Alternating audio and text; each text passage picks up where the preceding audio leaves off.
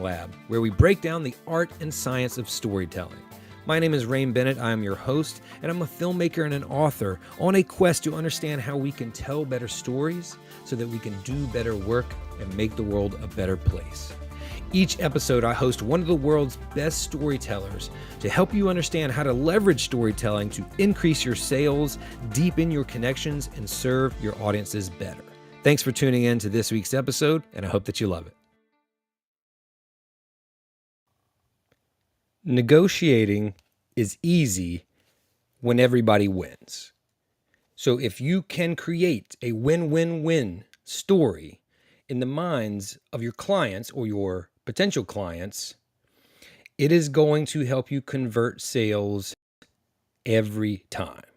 What's up, storytellers? Welcome back to the Storytelling Lab podcast. This is episode 164, and today we're going to talk about how to change that resistance story that's in your potential clients' minds. And you know it's there because often when people are looking to hire someone, a service provider, they're coming from a place of scarcity. They are trying to save money. It's very, very simple. And you have to use storytelling to understand and empathize with their situation, understand what they need, and then understand how what you have to offer fits into that need. That's what we're going to talk about today, and we're going to use it from a real life story of a gig that I booked, a speaking gig, and I'm going to walk you through how I went from the initial request for a proposal from me and the financial offer that accompanied that, and how just in a matter of 2 conversations, I converted that to a 400% increase in my take home. And that's what we're going to talk about today to use as a case study to illustrate this point of how you can create a win-win-win story in the minds of your potential clients. So the first thing, this is step 0 before step 1, is to understand that you are not opposing forces when you sit down to try to convert someone, when you're trying to help someone, when you're trying to offer someone or a company what you have to offer. And so often we feel that way, and it makes sense.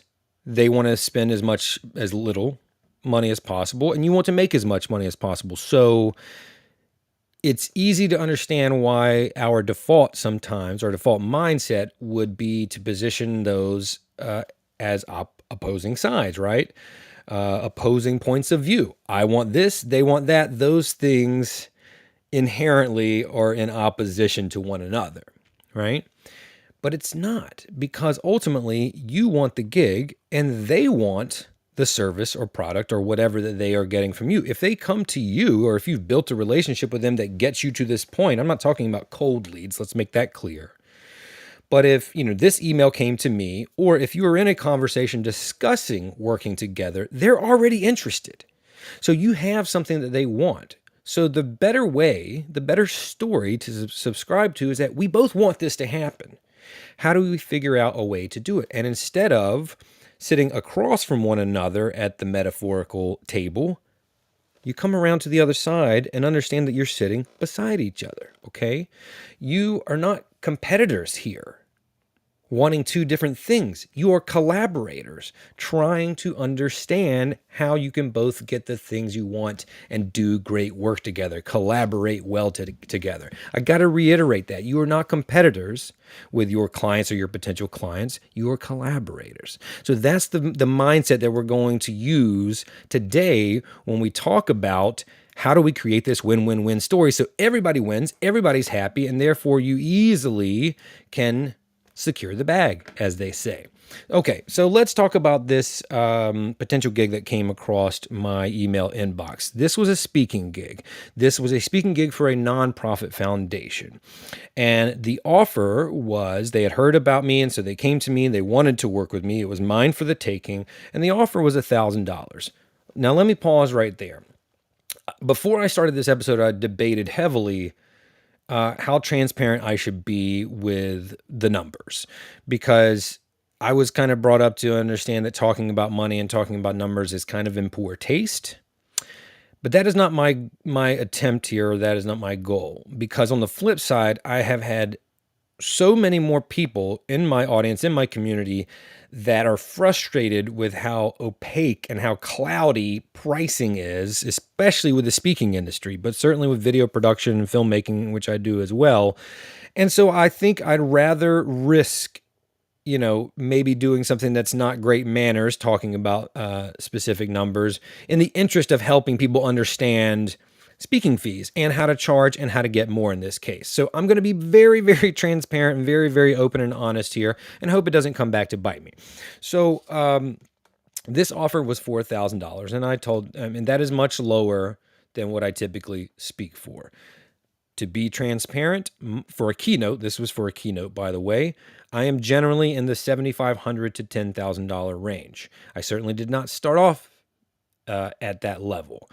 Have I done speaking gigs and keynotes for $1,000? Yes. Have I done free speaking gigs? Yeah, a lot of them as I was coming up. Now, a lot of my speaker friends who are full-time speaker friends, which I am not, may be way higher than that. They may be 10 to 15 to 30 grand for a full-time speaker that is, top of their class. That's not too much at all. And celebrity speakers that are there usually on name recognition alone, rather, because of who they will draw to the event, 50 grand, 100 grand. I mean, that's what you're going to get for that status.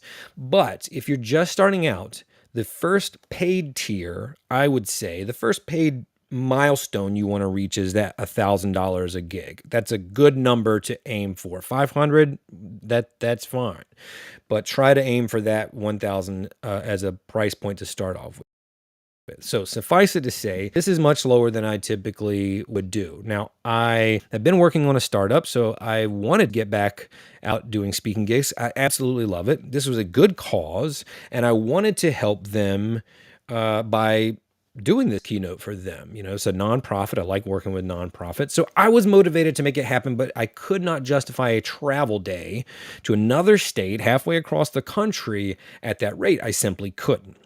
So here's where we start. We understand that they're coming from a point where they're trying to save money, right? So I wanted to walk them through the potential story of how they could get more value. I wanted the gig. I could not justify it for that. So this is where the win-win-win story starts. The very first step is I was transparent with them. What happens so often when we feel like we're competing with our potential clients is we try to, maybe even not intentionally, trick them, right? We give them references that, they don't even know what the job was that we did. Many devices and tricks that we may use, or tools or techniques, we'll call them. Tricks kind of sounds like a dirty word. So I was just straight up. I think that's absolutely the best way to be. Just be honest. I said, okay, Mr. Potential Client, that's much lower than I normally operate out at $1,000. I generally started for a keynote at a minimum of $5,000, and I was also transparent, like I just told you, that I'm generally in the $7,500 to $10,000 range. However, I continue to be transparent. However, I would like to do this with you. It sounds like a good gig. I had flexibility on what I could talk about, and it was a good cause that I wanted to help support, but I cannot do it for that. So, Mr. Potential Client, would it be okay if I showed you a few ways that I have helped creatively bring more value in similar situations? So now this is all storytelling, right? They were like, absolutely. I'd love to hear that. So this is where it started. So I knew that this was a few months out. This was a fall gig, and this was only about a month ago. So they were 3 months, 2 or 3 months out, 3 months, I think. If they haven't booked their keynote speaker at that time, my thought was chances are that they didn't book all the breakout sessions yet either, or there might still be some gaps in their schedule. So one thing I often like to do is, and this is my approach, and I think many speakers differ here, but when I'm at an event and you've got me there for the day or the night or the weekend or whatever, I'm all in. Use me, right? I'm here. I am not one of those speakers that says, you book me for an hour. If it's past that, catch me in my hotel room. piece. Like I'm there. I want to be a part of the panels. I love this stuff. I love being on stage. I love talking about the things I'm passionate about. And it continues to build my personal brand the more I'm out there rubbing elbows. I'm an author. I'm a filmmaker. I'm a business owner. Like I want to network and meet these people. I'm there. And when you are a speaker at an event, you're kind of like a celebrity. I don't mean that in a cheesy way, but like people come up and want to talk to you. I want to have those conversations. So I'm all in. So often I'll do 2 gigs in the same event. And I knew this was a 3-day event and they were reaching out to me to keynote, the closing keynote 3 months out. There's probably a space for me to do a breakout session. So now I can start to flex my full rate for both of those things into a little bit more of a compromised rate, which would be more than their $1,000, less than what I would charge for each of those services individually as a bundle, as a package deal. So I was just giving options at this point. I said I could do a breakout session for you the day before that would tee it up for the keynote, right? See, even painting that picture is storytelling. I am showing them that I'm going to prepare the people from the workshop on Saturday to be primed and ready and excited and anticipating the keynote on Sunday, right? Now I'm bringing value to their audience even more so. Here's another idea that I said. I said also, I'm an author. I have a book about storytelling. So we could do a book signing or a meet and greet. Or if there are any panels, I'm happy to be a part of that. I'm trying to give them more value so they can justify paying me more money, which I need for me to justify taking a trip halfway across the country. Okay. So ultimately, I propose creating this bundle where I could bring them more value that would make it easier for them to say yes. So what we landed on is I am doing the keynote. I am doing a short breakout session for them or a workshop and a book signing / meet and greet. And I booked that gig, which came in at a proposed $1,000. And I booked all of that for $5,000. That, and the specific numbers is not relevant, right? I just wanted to be transparent to kind of break down some of that cloudiness and murkiness when it comes to pricing. But the point I want you to focus on here is the 400% increase from what they offered me. So even if it's $100 and you turn it into $500, that's still a 400% increase. That's the takeaway I want you to have, is how to get more money while bringing more value. And it's because you bring more value. So I'm doing all of those, and we landed on $5,000, and I'm there a second day. But it's not a rush trip. I prefer that. Accommodations and travel were covered, of course. And so what we landed on now is, yes, I'm still getting less because I get more for that for keynotes often. So I am doing more work. But that 400% increase allows me to justify that because remember what I said in the beginning, I still wanted the gig. You know, it had been a little while since I'd been out on the road speaking, so I was motivated to do that. It was still for a good cause, and I wanted to do it. So I get a little bit more money. I mean, I get a little less money than I would if they were just hiring me for all these things, but enough for me to justify the trip. They get, on their mind, because they know where my rate is, they're getting a heck of a lot more bang for their buck by getting those 3 events with me for $5,000 instead of just one speech. So they feel like they're saving money, right? I feel like I've made 400% more. And they feel like they're saving more money. And then the most important part of the win, so that's the 2 wins right there. I win, I made 400% more money. They win, they're getting 3 things for basically the price of 1, which if I was going towards them, I would start at a minimum of $5,000 anyway. But the most important win in this story is the audience. The audience gets more value out of it. They're getting one-on-one time with me. They get a meet and greet and a book signing at a discounted deal. They get a workshop where we dive deeper into storytelling and leadership, and they get a motivating closing keynote that is going to send them out at the end of the conference inspired and happy and glad they spent their money there, right? Because for them, their ticket price is the same. Let's call it $100 for this event. Their ticket price is the same. So now they are getting 3 times, at least for my contribution to that ticket price, 3 times the value for the same ticket price. And any event coordinator wants to do that because you're doing it for the paying audience. Everybody wins here by just thinking about how can I negotiate this in a way where everybody wins. Now, a little bit of a bonus here, and this is when it works so well.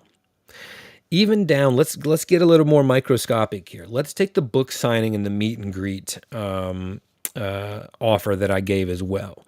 Okay, this is when negotiating gets really, really simple because we don't have two people thinking like, I got the best of that end of the deal. Both people are leaving. This is what I mean by everybody wins. Both people are leaving thinking like, oh my gosh, we got a great deal. And it's not easy to do that unless you think about this in the framework of a story and how you're collaborating together in that story.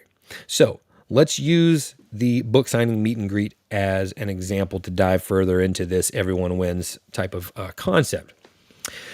They are painting that in their mind. That's an exclusive event with an author for their audience, right? The people in attendance.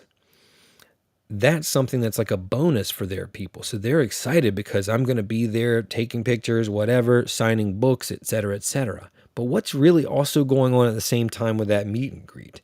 One, I'm selling books. Even if I give them a discounted rate, which I will, I'm still selling books. I'm moving product.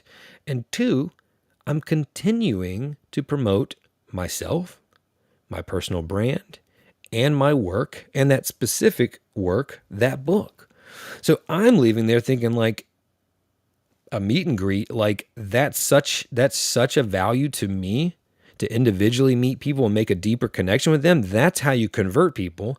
And one of the best things about the speaking industry is when you do a good job, people line up and they meet you afterwards. And that is the best way to get marketing and advertising for another gig, because when their friend with another foundation or another event says, yeah, we're looking for speakers, do you know anybody? Oh yeah, I remember this guy, Bennett.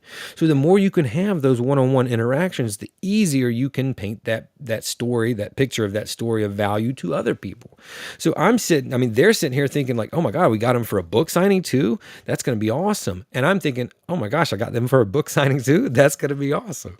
Right? So that is a perfect example of how we are both walking away on the same side of the table as collaborators, not competitors, happy, and everybody wins. And that makes it an easy yes. So when they come back and say, we can offer the $5,000, would that work for you?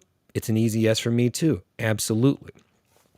I'm going to give you another type of example. As a documentary filmmaker, I've worked a lot with nonprofits.